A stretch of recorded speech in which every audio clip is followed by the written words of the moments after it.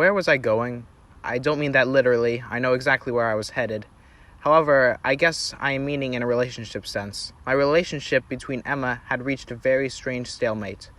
We could handle each other's presence, but we certainly did not enjoy it. It was awkward. No one would say anything except for the occasional comment. While on the plane to Coyhaique, Chile, my mind found itself focused on the event that led to where I was flying. I knew I had my mom. I had promised myself that the rivalry with Emma would not conflict with my relationship with my maternal parents. I had deep respect for her and for how she raised me, but Emma kept on getting in the way. If it wasn't for my mother's insistence, I might be working right now instead of being on a flight to Chile. What a thought. How could I be truly going to Chile? I looked to my sister, who had the window seat. I had the blessed middle seat. A random guy whose beard looked fake had fallen asleep. He sat in the aisle seat. At one point, I looked at him and saw spittle running down his mouth. Great, I thought, but at least he isn't lying his head on my shoulder. However, as if he heard my thoughts, the guy's head immediately rolled onto my shoulder. I didn't do anything for a second, not sure what to do. However, I carefully moved his head off my shoulder. Luckily, he didn't wake. I decided to lighten the mood, being bored out of my mind. So I turned to my sister, who was listening to a book, and tapped her shoulder. "What?" she whispered. "You know this plane ride? It's so plain." Get it? Despite the awfulness of my joke, a smile creeped up the edge of her mouth. Very funny, David. Throughout the rest of the flight, there wasn't a lot that happened. I got a beef meal, which was and we arrived at the Coyhaique airport soon after. The city was nice, good temperature with a little breeze. There were mountains surrounding us with the city in a valley. There were some trees, but it wasn't very forested. Emma spoke Spanish, so she was my guide throughout the city. We didn't talk much. She was strangely reserved.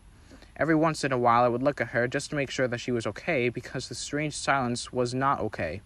Of course, I didn't try to initiate conversation, though. I was somewhat happy that she wasn't talking constantly. But there was a concern in the back of my mind. What was going on in her head? What was she thinking about? Emma had gotten a drive for us to a small town called Puerto Bertrand. On the way, we saw beautiful and jagged mountains, as well as this very blue lake called Lago General Carrera. "Whoa, look at that," I cried out, pointing to the blue lake. I looked to Emma, and she looked through the window of the car. "Yep. Isn't it so beautiful?" It sure was. The nature around here was gorgeous, awe-inspiring. Other adjectives like gorgeous. As I thought of Emma's short statement, however, I realized there was more behind it. There was real and genuine admiration for the nature around her. And for a second, I felt like I could empathize with that for once. At one point on the trip, we decided to stop for lunch at a place called El Pájaro Extraño, which apparently meant the strange bird. When we walked inside, a nice parakeet welcomed us by screeching. On the other side of the room, there was a middle-aged man with a little bit of white in his beard who called out to us, "Bienvenidos al Pájaro Extraño." My sister responded to the man.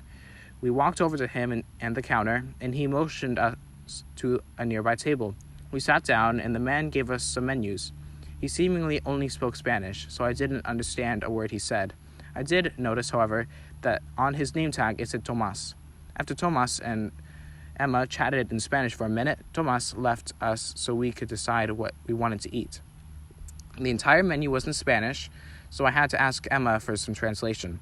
However, there was a certain item that caught my eye.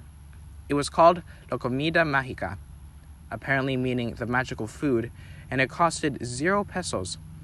There was also no description underneath it. Emma raised her hand and called Tomas over. She then asked about this magical food and why it was free. After a minute of explaining, Emma turned to me and translated. "So La Comida Mágica apparently has magical properties that can change your life if you eat it. It's a family tradition. It's free because it would be unwise to trade it for money, so they don't charge anything for it." "Magical properties?" I asked, not sure if she was being serious. "Apparently so. You want to try it? It's free."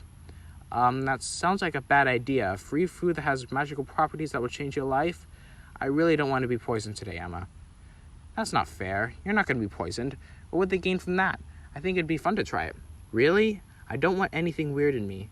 You don't actually think there's something magical in it, do you? Well, I don't know. I'm not going to say anything definitive, she shrugged. Come on, Emma. You know there's no magic. If it really had magic, then everyone would know about it. News headlines would be all over. The U.S. government would be using it against our enemies, and yet they aren't. Nobody has magic. Just all a mix of superstition and clever deception. Emma frowned, but turned to Thomas.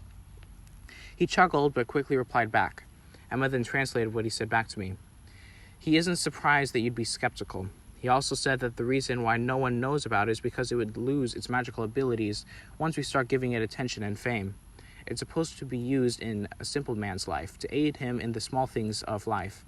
If it started to be used for notable things, it would lose its ability and humanity wouldn't have its gifts.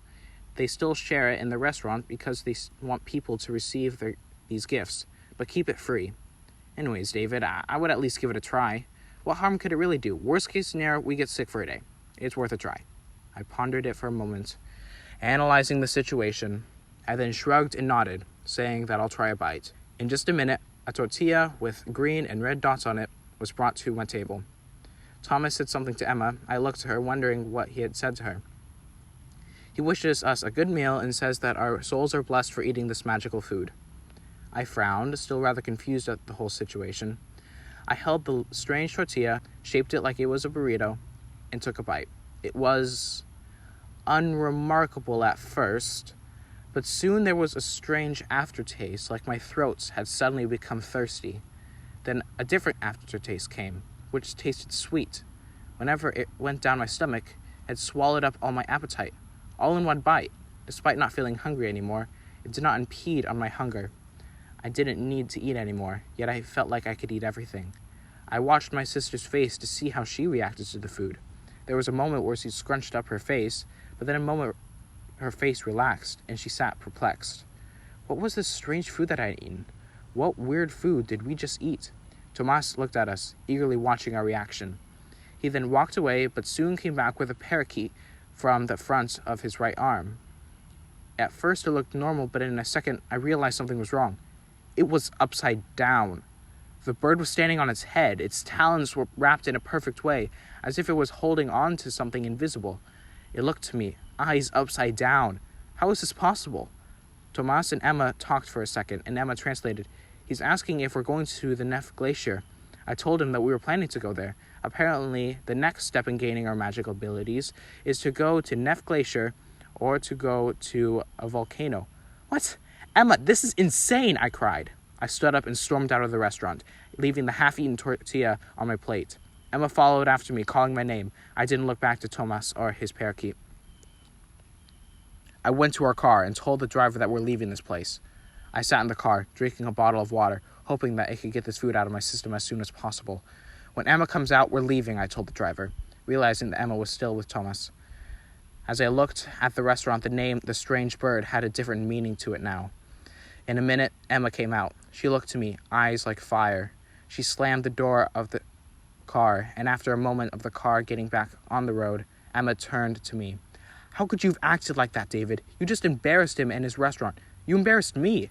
There was no good reason for you to have stormed out like that. Really, no good reason at all. How about the weird food? How about all this magic talk? Does none of it count as a good reason? I fired back.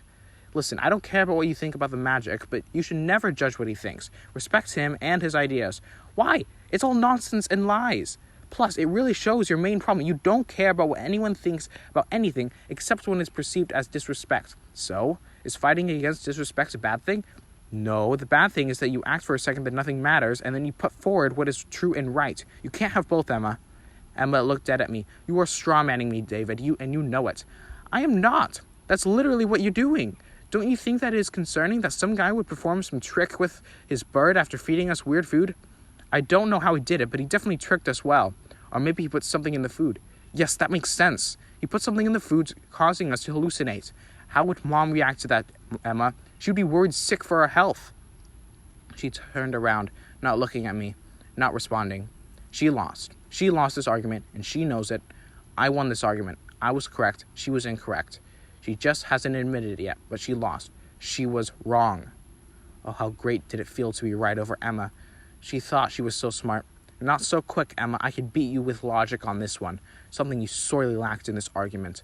I had all the logic in this one. You just talked about fear and worry while I used logic. I have beaten you, Emma.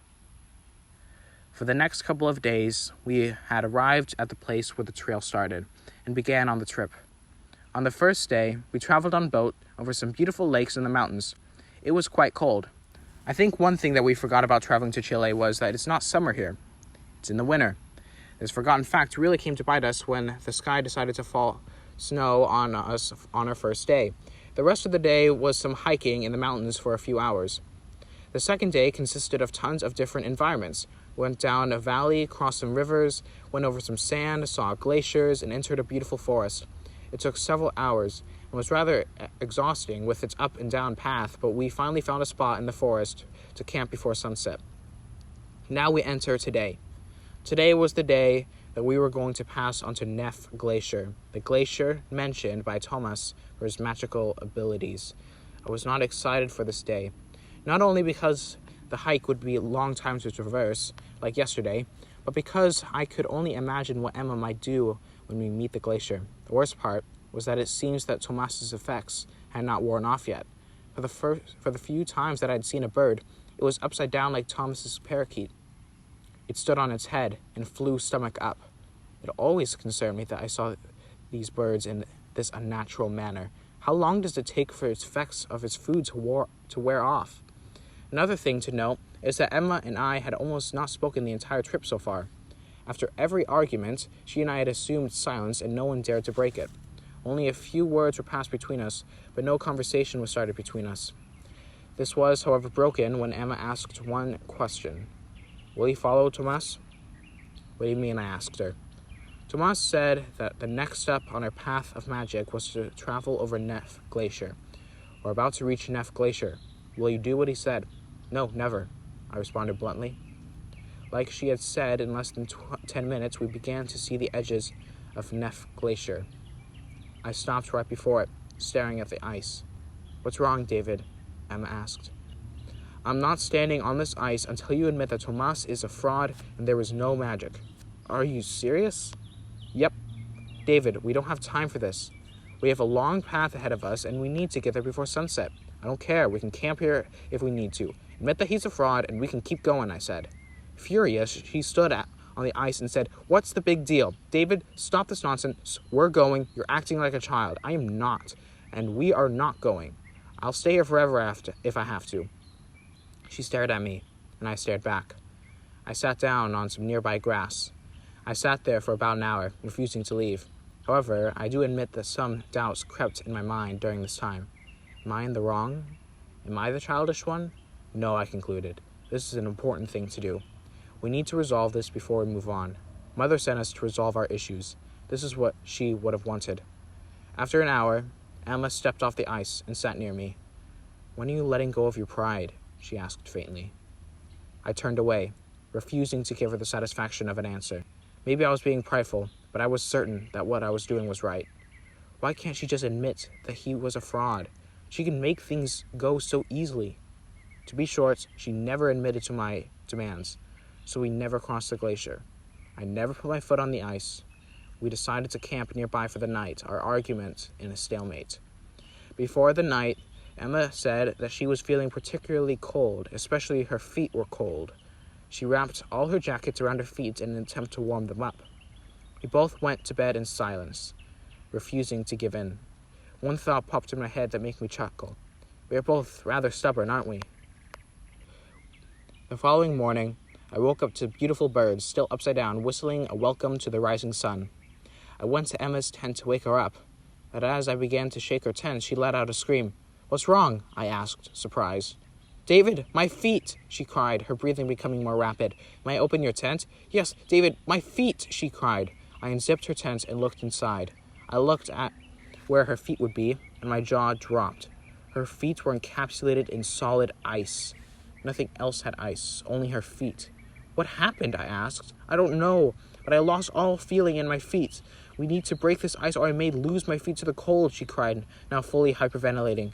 I was in shock and could not stop looking at the ice. Suddenly, I made the connection. Neff Glacier. Tomas. She stood on the ice. Magic. Something strange was truly happening. and I worry that if I did not act fast against whatever Thomas did, my sister may suffer for the rest of her life.